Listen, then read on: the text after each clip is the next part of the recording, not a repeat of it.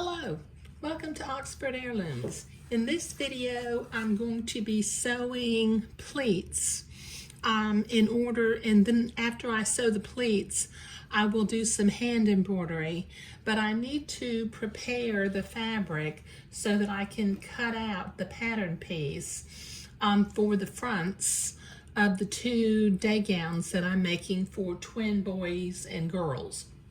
Okay, now this tuck guide and the embroidery design, as you can see, I've already drawn the embroidery in the center. I haven't drawn it in these two side pieces yet because the tuck will fold in and I want to make sure that it's actually centered.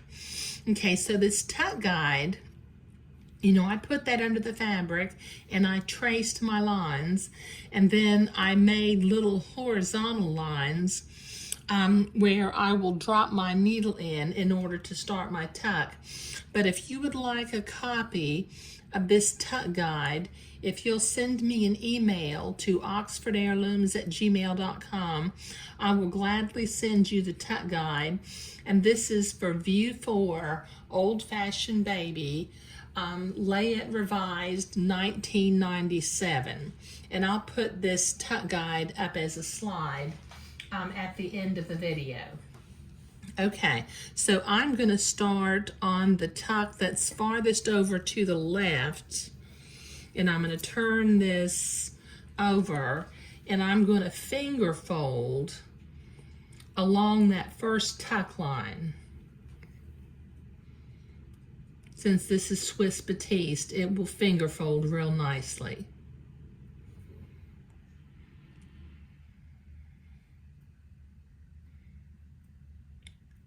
Okay, now as you can see, I can see my little horizontal line where my needle needs to drop in. Now I'm going to be making 1/8 of an inch tucks. Let me see if I can zoom in over here.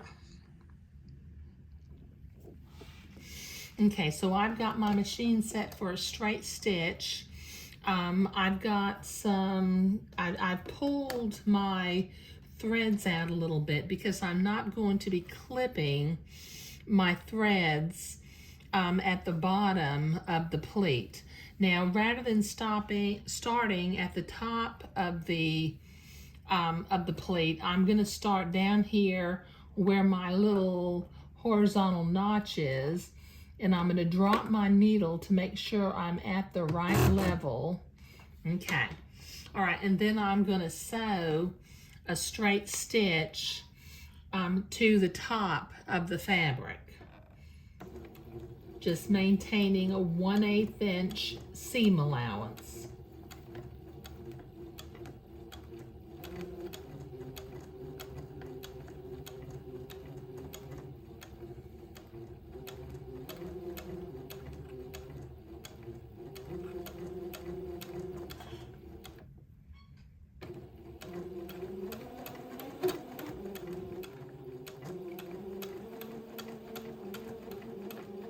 Okay, when I get up to the end of the fabric, I'm going to come out and I'm going to clip my threads here at the end of the fabric.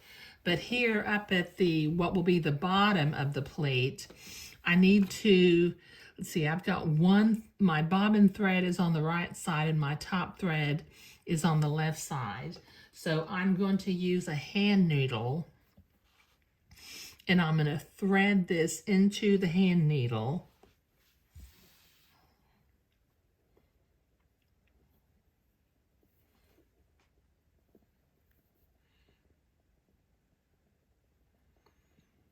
Okay, and on both sides of the pleat, I'm going to take that thread back to the inside of the garment. So that's one on one side.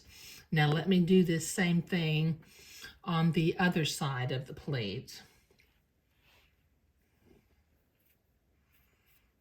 Thread my needle. Got quite a bit of thread. I think I'm going to clip a little of that off. Okay. Now on the right side of the pleat, I'll go into the back of the fabric with the excess thread again. Now from the inside, you can see that my threads are hanging on the inside. So I'm going to, you can do whatever kind of stopper knot, be it a square knot or an overhand knot, or just whatever kind of knot that you want to do. But I like to do overhand knots. And if I pull my thread close to the fabric, I can put my finger on top of it and the knot stays close to the plate, and then I can trim that off. Okay, so see what I've done? I have clipped the thread on the inside.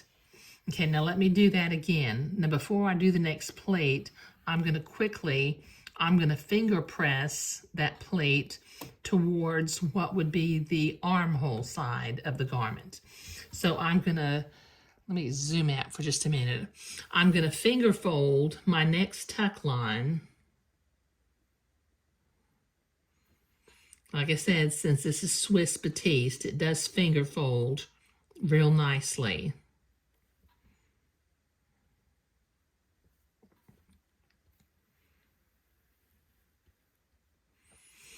Okay, and bring my fabric over to the sewing machine again. Make sure that I've got some loose thread hanging out.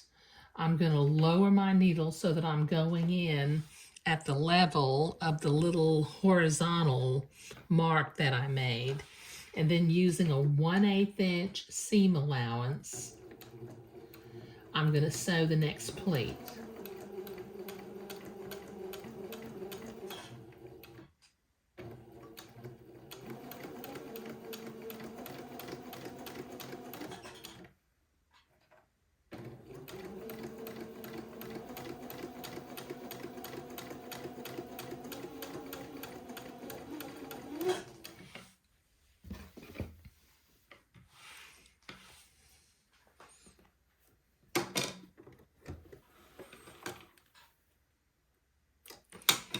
Okay, now once again, I'm going to use my hand needle.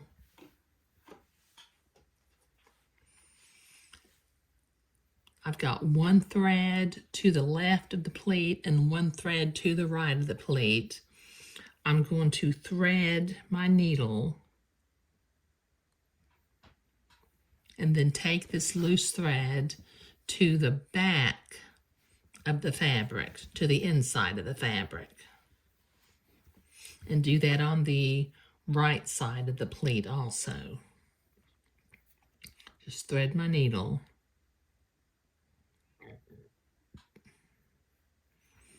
Take it to the back of the fabric.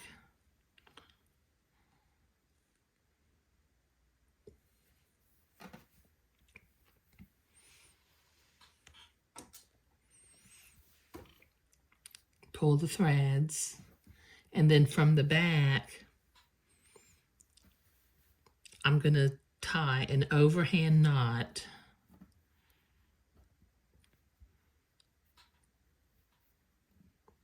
that's close to the fabric there, and then cut it off. Now I've got quite a few pleats to make, so this is going to take me a while to sew all of these pleats in, but they're going to be small 1/8 inch pleats all along what will end up being the top of the day gown. So this will take me a little while to do this. Okay, I have all of those pleats sewn and tied off on the back, and I've been to the ironing board and I pressed these pleats toward what will be the armhole over here, and these 7 pleats towards the other armhole. So now I need to trace my embroidery in between those 2 sections. So I'm going to line the top of my fabric up and center that line in between the pleat and the sewing line and the folded pleat. Do that just a little bit more. Okay, and then using my friction erasable pen, I'm going to trace the embroidery design. And since I'm using these pins, and I think that they're available, but they may not be, I'll put a link down below in the video description for some erasable pins in case you want to order some. You know, some people don't like them, but I do.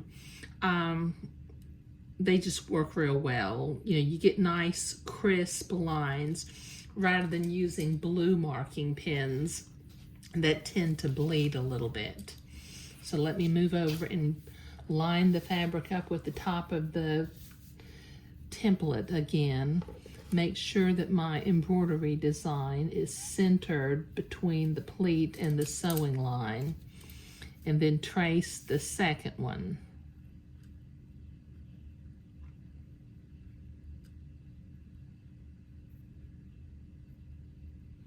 Now these are some pretty simple embroidery. It's all just running stitches and lazy daisy loops. No bullion, well, no, I take that back. There's some French knots inside of the flowers, but pretty simple embroidery. Okay, so I've got that done. So I'm going to use a 4-inch embroidery hoop because it's big enough. Well, it's not big enough for the middle one, but you know, I'll have to move it around, but I'm going to use my 4-inch embroidery hoop. Now I've got quite a bit of embroidery to do. On one gown, I'm going to make pink flowers with green running leaves, and on the other gown, I'll do blue flowers with green little, you know, sprigs of leaves and running stitches. But I will be using 2 strands of embroidery floss for my hand embroidery, but this is going to take me a while. But creating the pleats and tying them off and finishing up tracing my hand embroidery design was what I was doing today. Thank you.